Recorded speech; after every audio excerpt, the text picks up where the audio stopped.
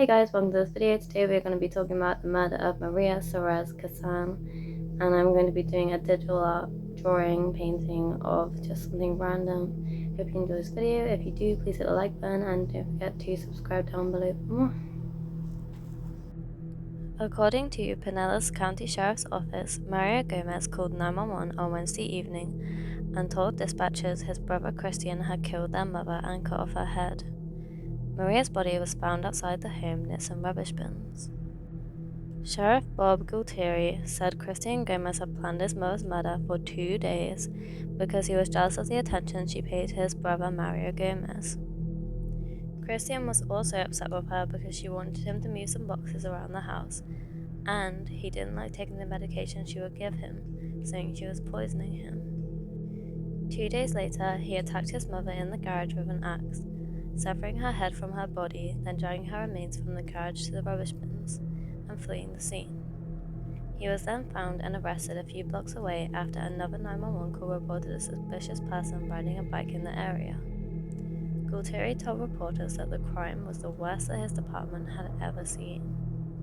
Christian's brother Mario, who had called 911, was unharmed.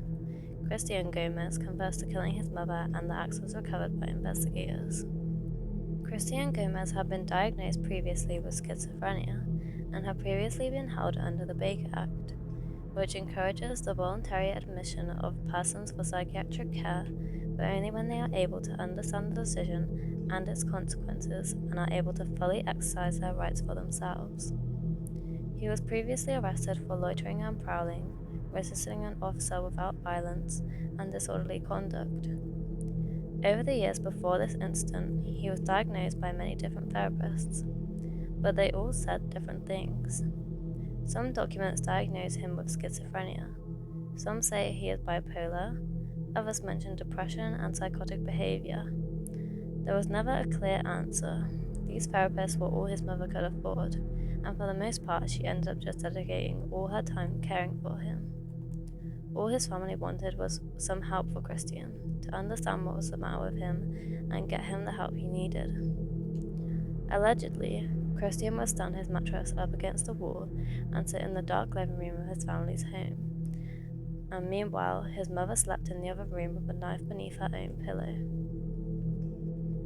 On the afternoon of December 30th, 2014, Christian's grandparents took him for his regularly scheduled visit with a therapist, where it was decided he needed to find a new psychiatrist.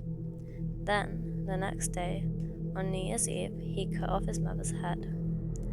After around 3 years in a state mental hospital at 27, Christian Gomez was said fit to stand trial, facing a life sentence. He accepted a plea deal of around a 25-year sentence, followed by 10 years probation and treatment. Maybe if he got the help that he needed at the time, this incident could have been prevented, but it was only after that he truly got the care his mother always wanted for him. A place he would be safe from himself and his family would be safe from him. But there is still a possibility of him later going to prison, not being on his meds, and not getting the help he needs if he makes progress and seems remotely normal. We can only hope he stays in treatment for the rest of his life and gets better.